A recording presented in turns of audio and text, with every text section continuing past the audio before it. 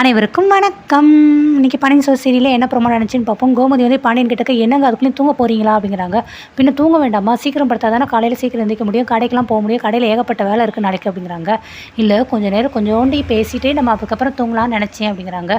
பேசுறதுக்கு இதுவாக நேரம்னு அப்புறம் எப்போ தான் நான் பேசுகிறது, காலையில் எந்திரிக்கிறீங்க, வாக்கிங் போகிறீங்க, அடுத்து பேப்பர் படிக்கிறீங்க, அதுக்கடுத்து எல்லாருக்கிட்டையும் இந்த வேலை செய்ய அந்த வேலை செய்யணும் எல்லாருக்கும் வேலையெல்லாம் பிரித்து கொடுத்துட்டு கடைக்கு போயிடுறீங்க. அடுத்து கடையில் போய் அதுக்கடுத்து வேலையெல்லாம் பார்க்க ஆரம்பிச்சிடுங்க. சரி முந்தி மத்தியானமாக வீட்டுக்கு வந்தீங்க, பிள்ளைங்க எல்லாருமே வெளியில் இருப்பாங்க, யாருமே வீட்டில் இருக்க மாட்டாங்க, நம்ம மட்டும் இருப்போம். ஸோ அப்படி இப்படின்னு சொல்லி கொஞ்சம் நேரம் நம்ம பேசலாம், பிள்ளைய பற்றி பேசுவோம், குடும்பத்தை பற்றி பேசுவோம், என்ன ஏதுன்னு கொஞ்சமாக பேசுவோம், மனசுக்கு ரிலாக்ஸாக இருக்கும். இப்போ அதுவும் இல்லைன்னு ஆகிப்போச்சு. அந்த தங்கமயில் சாப்பாடு கொண்டு வர ஆரம்பிச்சிட்டா. இப்போ என்னடனா நீங்கள் நைட்டு தான் வர்றீங்க, நைட்டு இப்போ பேசுவோம் பார்த்தா அதுவும் மாட்டேங்கிறீங்கன்னு. சரி இப்போ என்ன தான் நீ பேசணும் அப்படிங்கிறாங்க. இல்லைங்க நம்மளுடைய ராஜி மீனா 2 பேர் இருக்காங்க பார்த்தீங்களா, நம்மளுக்கு இந்த மாதிரி மருமக எங்கேயுமே அமைய மாட்டாங்க, அவ்வளோ தங்கமான மருமக 2 பேருமே அப்படிங்கிறாங்க.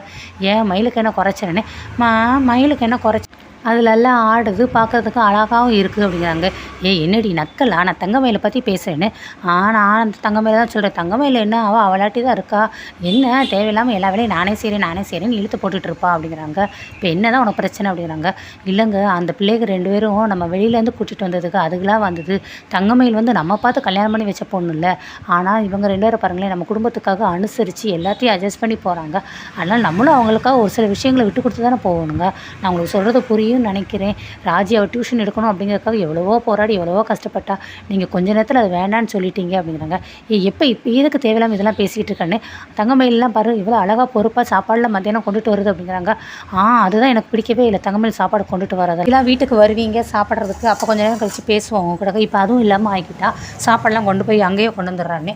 எனக்கு தங்கமயில் சாப்பாடு கொண்டு வரது பிடிக்கலை அப்படிங்கிறாங்க. வேணா நான் கொண்டுட்டு வரட்டுமா அப்படின்னு சொல்கிறாங்க. நீ அதெல்லாம் வேண்டாம், நீ எல்லாம் வெயிலில் வந்தீங்கன்னா உனக்கு டயர்டாகி போயிடும், அதுவும் இல்லாமல் வீட்டில் வேறு ஏகப்பட்ட வேலை இருக்குது, நீ வீட்டில் இருக்கிற வேலையை பாருப்பா அப்படிங்கிறாங்க. ஏங்க இப்படி சொல்கிறீங்க, அவளும் வெயிலில் தான் நாங்கள் வர்றாங்க, எனக்கு தங்கமயில் கொண்டு வரது சாப்பாடு பிடிச்சிருக்கு அப்படின்னு சொல்லி பாண்டியன் சொல்லார். நீங்கள் வேறு இப்படி பேசுகிறீங்க, எனக்கு அவள் கொண்டு வரது பிடிக்கல அப்படின்னு சொல்கிறாங்க. அது கொண்டு செய்ய முடியாது, அந்த படம் சாப்பாடு கொண்டதுனால எனக்கு எவ்வளோ வேலை மிச்சமாகுது தெரியுமா, எவ்வளோ வேலையை உட்காந்து நானே பார்த்துக்கலாம் தெரியுமா அப்படின்னு சொல்லி பாண்டியன் சப்போர்ட்டாகவே பண்ணுறாரு. சரி அதை விடுங்க, நீங்கள் தேவையெல்லாம் பேசிகிட்டு இருக்காதீங்க அப்படிங்கிறாங்க கோமதி. நெக்ஸ்ட்டு ராஜியை கட்டுறாங்க. ராஜி வெளியே டைனிங் ஹாலில் உட்காந்துட்டே இருக்காங்க. பழனி அனார் வரா தண்ணி குடிக்கிறதுக்கு. என்னவோ ராஜி நீ இன்னும் தூங்கலையா அப்படின்னு. இல்லை சித்தப்பா இன்னும் கதிர் வரல, அதுக்காக வெயிட் பண்ணிகிட்டு இருக்கேன் அப்படிங்கிறாங்க. என்னது இன்னும் அவன் வரலையா? ஆமாம் சித்தப்பா அப்படின்னு. மணி என்னம்மா அப்படிங்கிறாங்க. மணி பாருங்கள் 11:40 அடடே மணி 11:40 இன்னும் அவன் வராமல் இருக்கான் அப்படின்னு சொல்லிட்டு இருக்கும்போது கதிர் வந்துடுறாங்க. ஏன்டே கொஞ்சம் சீக்கிரம் வரக்கூடாது, ஏன்டா இவ்வளோ லேட்டு பாரு, ஒன்றால் ராஜி பதறி போயிட்டார், ரொம்ப நேரம் ஆச்சு ஆளை காணுமே அப்படின்னு. இந்த 3 பேர் பேசிகிட்டே இருக்காங்க. கரெக்டாக பாண்டியன் பார்த்தா அவர் வெளியில் வந்துடுறாரு. என்னப்பா ராஜி நீ இன்னும் தூங்கலையா, முடிச்சுக்கிட்டு இருக்க அப்படிங்கிறாங்க. அது வந்து மாமா அப்படிங்கிறாங்க. அதுக்கடுத்து பழனி சொல்கிறாரு, இல்லை மச்சான் இவன் கதிர் என்ன ஆளை காணோம், இவ்வளோ நேரம் ஆச்சு, அது அப்படிங்கிறதுக்காக தான் ராஜி முடிச்சுக்கிட்டு இருக்காங்க. என்னது இவ்வளோ நேரம் ஆச்சா, என்னடா மணி அப்படிங்கிறாங்க. 11:40 மச்சான், இப்போ தான் வந்துட்டு அவன் பேசிகிட்டு இருக்கோம் அப்படிங்கிறாங்க. என்னடே மணி 11:40 வீட்டுக்கு வர நேரம் அடையுது அப்படிங்கிறாங்க. வேலைக்கும் போனால் முன்னப்பின்ன நேரம் ஆக தான் செய்யும் அப்படின்னு கதிர் சொல்கிறாரு. அதெல்லாம் எனக்கு தேவையில்லடா, இனிமேலாம் வெளியே போனால் 10 மணிக்கெலாம் வீட்டுக்கு வந்துடணும்னு சொல்லிடுடா அப்படின்னு. இதே என்னது 10 மணிக்கெலாம் வர முடியாது அப்படின்னு கதிர் சொல்கிறாரு. அப்படி வரதா இருந்தால் யார்டா கதை திறந்து விடுவாங்க, இனிமேல் வீட்டுக்கு வெளியில் திண்ணையில் தான் படுக்கணும், கதவெல்லாம் இங்கே பூட்டி இருக்கும், இவன் வர வரைக்கும் இந்த பிள்ளை பாவம் உட்காந்து விடிய முடிச்சுட்டு இருக்கணுமா, பாவம்டா அந்த பிள்ளையோட வேலையை போய் பார்க்க வேண்டாமா அப்படின்னு சொல்லி பழனியை வச்சு திட்டுறாரு. நெக்ஸ்ட்டு பாண்டியன் போயிடுறாரு. அதுக்கடுத்து இங்கிட்டு வந்து பழனி வந்துட்டு சரி போய் சாப்பிட்டு போய் படுத்துங்க நேரமாச்சு அப்படின்னு சொல்லி பழனியும் அவங்கள சொல்லிட்டு போயிடுறாங்க. அதுக்கப்புறம் அவங்க வந்து இரு உனக்கு சாப்பாடு எடுத்து வைக்கிறேன், முட்டை ஆம்லேட் போட்டுறேன், ஒரு 2 நிமிஷம் தான் அப்படிங்கிறாங்க. எதுக்கு அதெல்லாம் ஒன்றும் தேவையில்லை அப்படிங்கிறாங்க. ஏன் இதெல்லாம் நீ போய் செஞ்சிட்ருக்கான்னு. அப்போ நான் போடாமல் முட்டை அதுவாக போய் உட்காந்து கொடுமாங்க அப்படிங்கிறாங்க. நீ காலங்காலத்தில் படுத்து தூங்க வேண்டியதானே உன் வேலையை முடிச்சுட்டு அப்படிங்கிறாங்க. அது சரி நான் தூங்க, பிறகு கதவை யார் திறந்து விடுவா அப்படிங்கிறாங்க. டூப்ளிகேட் சாவி ஒன்று ரெடி பண்ணணும்னு நினச்சிட்டே இருந்தேன், ரெடி பண்ண வேண்டியது அப்படியே சீக்கிரத்தில் அப்படிங்கிறாங்க. சரி டூப்ளிகேட் சாவி ரெடி பண்ணிவிட்டா உள்ளே கூட தாப்பால் போட்டிருந்தா அதே எப்படி கதை திறப்ப அப்படிங்கிறாங்க. அது ஒன்று இருக்கோ அப்படின்னு சொல்லி கதிரிங்க சொல்கிறாங்க. அப்படி இல்லாட்டினா இருக்கவே இருக்காரு, மாமா இருக்காருல்ல, பழனி மாமாவுக்கு ஃபோன் போட்டு கதை வந்து திறக்க சொல்ல போகிறேன் அப்படிங்கிறாங்க. அது சரி அப்படிங்கிறாங்க. அதுக்கடுத்து சாப்பிடலாம் போய் படுத்துறாங்க. அதுக்கடுத்து மறுநாள் காலையிலே ஆயிடுது.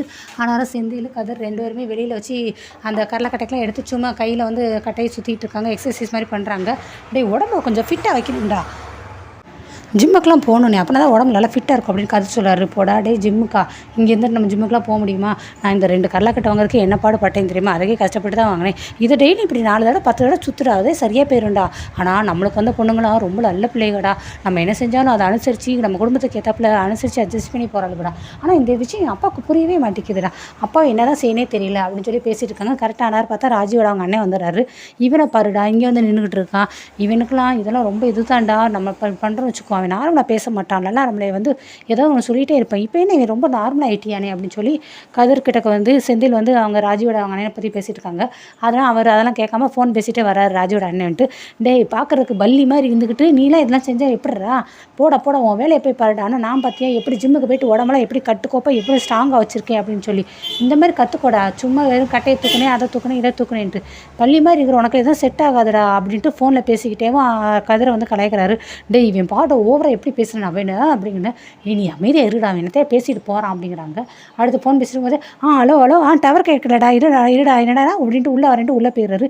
என்னடா பயந்து ஓடிட்டான்னு இவன் பார்த்தா பயந்து போகிறான், ஆனால் அவன் நம்மளே பார்த்து பயந்து போகிற மாதிரி தெரியலையே அப்படின்ட்டு பின்னாடி பார்க்குறாங்க. கதிர் ராஜி 2 பேரும் வர்றாங்க.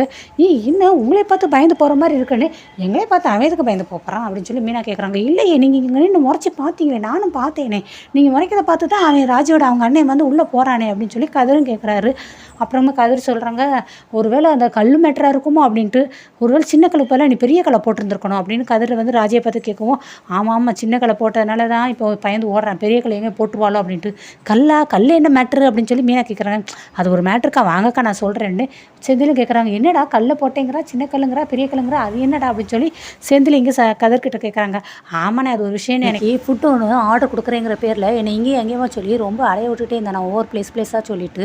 அந்த விஷயத்த வந்து பழனி மாமா வந்து ராஜிக்கிட்ட சொல்லிட்டாங்க. அதனால் ராஜி வந்து கோவத்தில் போய் கல்லை போய் மண்டையில் எடுத்து போட்டு அடிச்சுட்டு அவங்ககிட்ட போய் நல்லா திட்டு தீத்திட்டா அப்படிங்கிறாங்க.